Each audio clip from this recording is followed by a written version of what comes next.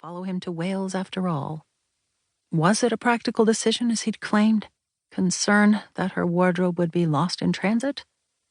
Or merely stubbornness? In truth, Father could be rather set in his decisions. Never mind, I've been fine without all those clothes. With a sigh, she let her eyes move around the room.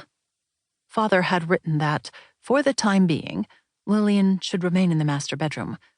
His final telegram had asserted that he would keep his reservation at the hotel in town until the path forward had been considered carefully. Lillian's mind tumbled. She wished again that she could have spoken to him.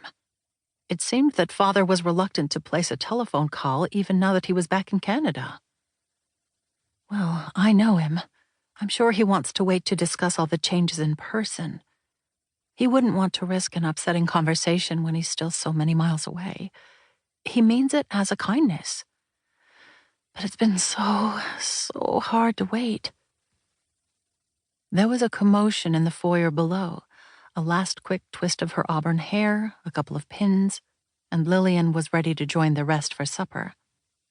Walter, Lillian's fiancé of just a few months, was expected, as well as her former charges, Lemuel and Harrison. She wondered which of them had just arrived. But as Lillian descended the stairs, she realized the sounds were not a joyful welcoming of guests. Her pace quickened. "I don't know. That's all they said." The voice was Harrison's, and he was breathing hard. And then Miss Tilly's words came more calmly. "Where'd you see him, son? How far down the road?" Lillian rounded the corner to the landing, eyes sweeping the foyer.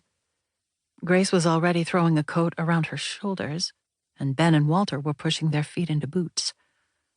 "What's happened?" "Oh, sis, they've gone, the pair of them.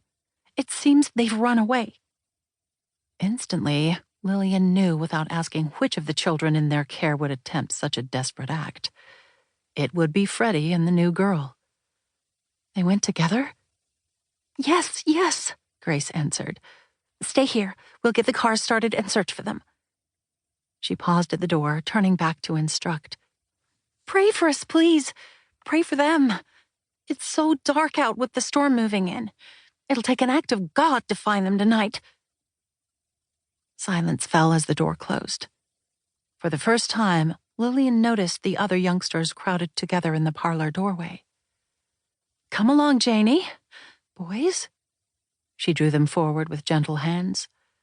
"I expect Miss Grace and the men will find them. Let's go eat our supper, and we'll pray that God will keep them safe." However, even after supper had been accomplished, there was no word. The wind had become shrill before Lillian tucked the children into bed, staying with them until they'd all fallen asleep, answering questions as honestly and reassuringly as she could.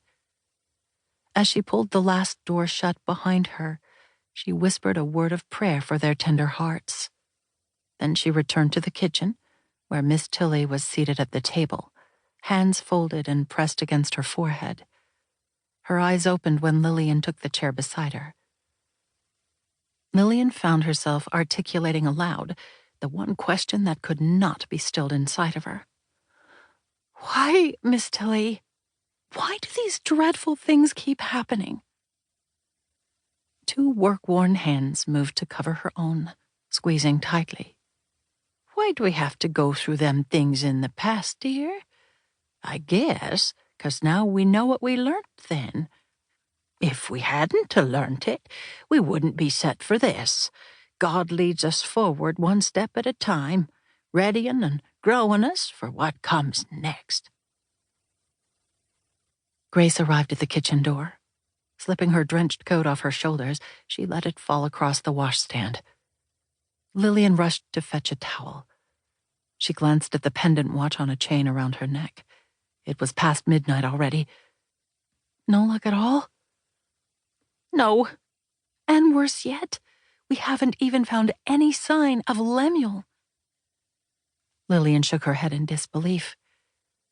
"I thought he'd just caught the pair of them running away. That's what Harrison said." The boys seemed as shocked.